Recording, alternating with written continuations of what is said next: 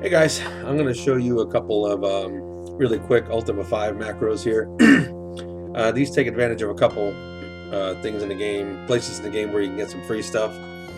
They're not really cheats because you can do this during the normal course of gameplay. All this is doing is automating getting those things repeatedly over and over again, which will definitely help you get a jump start on playing through the game.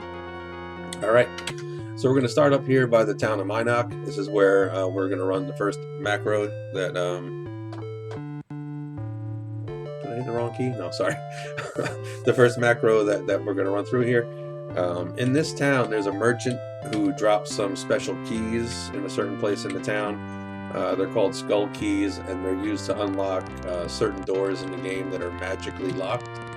So there's a spell you can use to do that, but you don't get that until much later in the game.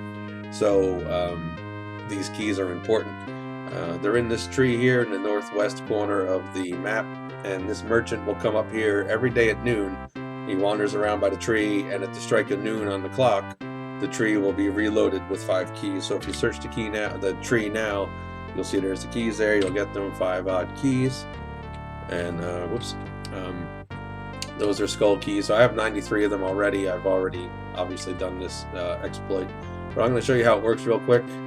If you want these macros, by the way, they're in the video description. I'll put a link there to where you can download them off my Google Drive.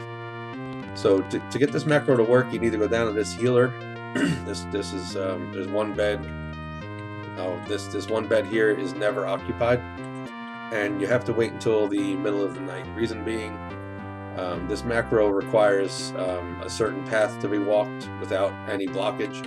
And as you can see, these guys just wander around aimlessly, and they'll wander up top there, and you'll end up getting your path blocked. And if you get blocked while the macro is running, the macro goes out of sync and it stops working, and it fails.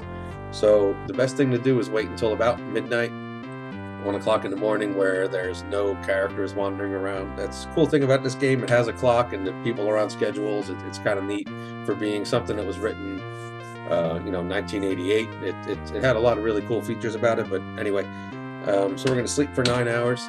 See where that gets us as far as time. That looks like about 9 o'clock, I guess. Let's see. 7 o'clock. All right. So I'm going to sleep 5 more hours until midnight. That should get us where we need to be.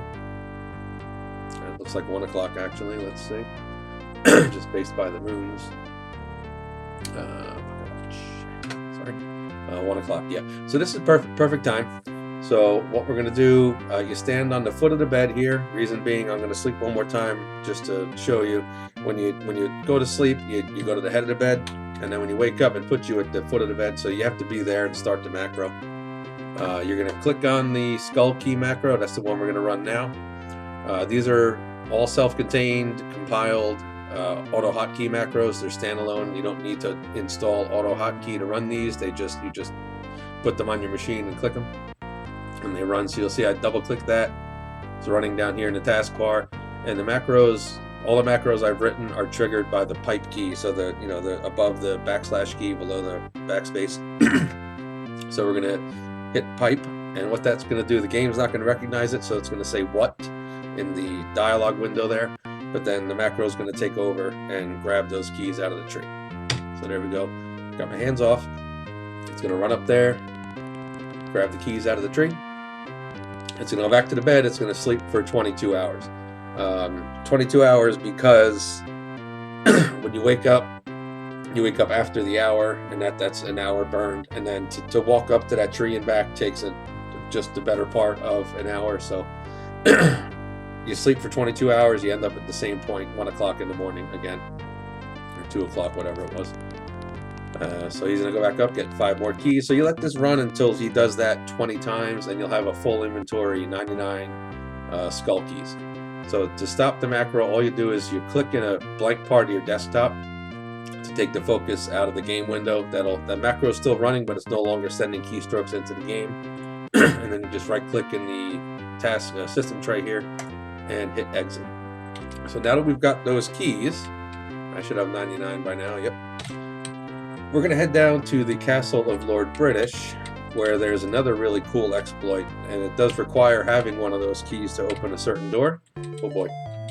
All right, that was forgot that guy was out there.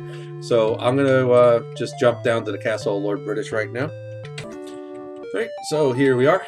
We're down by Britain in the Castle of Lord British. It's all my boats. All right. So we're gonna go in the castle. Doesn't matter what time of the day it is for this one. Enter the castle, and then we're gonna head down to the basement. So the most efficient way to get there without wasting any keys is to head up to the north here. Let me grab a torch off the wall because I'm cheap. Go down this ladder into the basement. You can tell you're in the basement because if you look at the top of the screen, when I'm on the first floor, you can see the sky up there at across just underneath the title bar in my window here. When you go down to the basement, that goes away because you're in the basement. You don't know what time of day it is, I guess, or you can't see the sky. Is more about what it is. All right, so you're gonna go along this south hallway until you find this purple lined door. That's one of those magically locked doors I was talking about. We're going to use one of the skull keys to open that up. Boom. So now the door, the purple outline's away. That means I can just open it up. It's not locked anymore. So here's the storeroom I was talking about. This room contains these 3 chests. They have random items in them, but they're always pretty well stocked with high value items. And the cool thing about it is once you open these chests, if you go sleep in a bed on the same floor here, when you wake up, the chests will regenerate. They'll be back, and you can loot them again. You can do that over and over and over again as long as you want. So the only challenge there is this game uses a karma system. You can see I just hit Control K, and it's telling me my karma is 95. That's a scale from 0 to 99, and it's a rating of how good you are in the game. If you do evil things like steal, like we're about to do now, or kill people, that goes down. Let me just show you real quick. I'm first of all, push this barrel out of the way. So you can see this barrel is blocking those 2 chests. So I'm just going to push it over to the other corner here, because the macro needs this path clear. And then again, my karma's 95. If I open these 3 chests, it's going to drop by 2 for every chest I open. So now I'm down to 89. So the object of this macro is you're going to kick it off and let it run for maybe hours or however long it takes to max out your gold. And then just get as many items as you feel like you need. You can see here I've sold a lot of stuff off, but I've still got a ton of weapons and armor and stuff like that. So let me see if I can show you. Here we go. So yeah, 49 cloth armors, 35 scale, 30 chain. So yeah, that's all from looting these chests here. Right. So we're gonna leave those items there. Next thing you got to do before you kick the macro off, you got to go to the bed you're going to be sleeping in. So you go to this other little storeroom over here. There's a character. If you're familiar with the game, there's a character that lives in here. That he's a bad guy. He's not a nice person. So there's 2 ways to go about it. If you follow the normal course of the game, he's going to die anyway. If you get him to join your party, something happens and he dies. I won't give any more spoilers than that, but there's also no harm in just murdering him.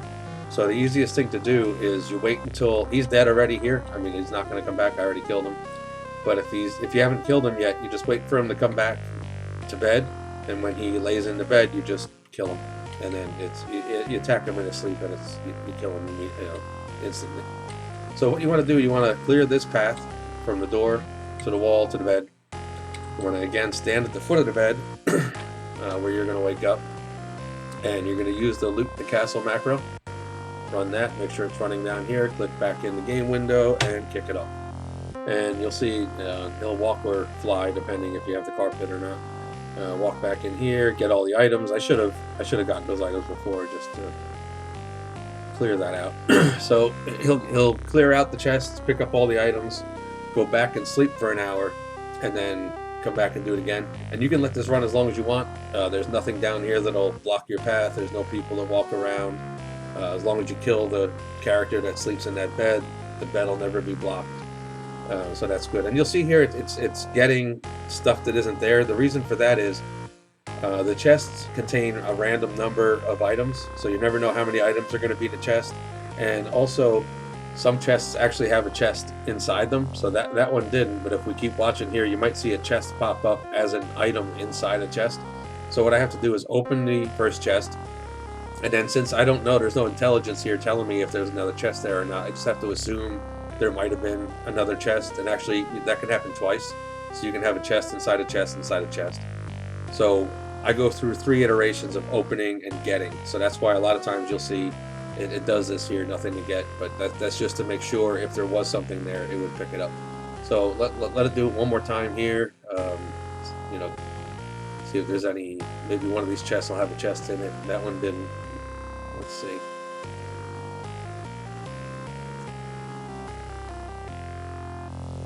The next one doesn't. I'm just, yeah, so it didn't have one. So I'm going to kill that. You get the idea, right? So kill this. But now our karma is hurt, right? So now we're down to 77. So we have to make sure we get that back. And if you let this run for any kind of amount of time, your karma is going to zero out. You're going to be at 0, and the game's going to be almost unplayable at that point. I mean, next to nobody's going to talk to you. Certain merchants won't sell things to you. It's just, it's a bad place to be. So what we're going to do to correct that, after you let this run for as long as you want, and you're confident you have enough you know, items and gold and everything. The gold's not important. It's going to max out quickly at 99.99, and we're about to spend it all right now anyway. So just, I would say, let that castle macro run for probably, I don't know, an hour or 2. Just, you know, kick it off and walk away. So the next macro I have is designed for the Shrine of Justice, which is up here by U, the town of U, Y-U-W. So you're going to head up to this this little bay here. You can see that bay, and in this northeast peninsula of the bay is the Shrine of Justice. So you have to have completed the quest for this shrine. If you play this game, you know what that means. And then once the quest is completed, when you go back into the shrine, you can donate money. And when you donate money, every 100 gold you donate brings your karma up 1 point. So when you're done looting all those chests, you'll have 9,999 gold. You can donate 9,900 gold to the shrine, and you'll have all 99 of your karma points back. That's a little time consuming, so since I had, you know, when I'm playing the game, I ended up doing this a couple times. So I just wrote a macro to quickly get the karma back. So what you're going to do, you're going to sit right on top of the shrine like that. You're going to start the macro. Right? Click in the window and kick her off. And what this is going to do is, it's again properly timed. You just sit here and let it run. And if your karma's at 0 and you have 9,900 gold, just let it run until you're out of gold. It would have to run 11 times because you can only donate, as you saw there, 900 at a time. That's the maximum. But every time you donate the 900 gold, you get 9 more karma points. And, you know, by the time you're done with that, by the time you're out of gold, you'll have all your karma back. You'll be at the maximum level. So that works pretty good. I'm going to go ahead and kill that. So that did that twice. So I forget what the karma number was before. It was 70 something, I think. So now we'll see. Oops, get back in here. Now we're back up at 95. So that works pretty well. So there's some quick tricks, little macros to help you get started if you enjoy this game and you want a quick way to just build up some inventory, so you don't have to grind and spend the hours to you know, accumulate gold and inventory. I know I don't have that time anymore, but I still enjoy playing this game, as old as it is. So again, look in the video description for where you can download these macros right off my Google Drive. And if you have any questions about how to use them, or any questions about the game in general, I know a lot about it, just drop a comment drop a comment on the video, and I'll get back to you. All right, thanks for watching.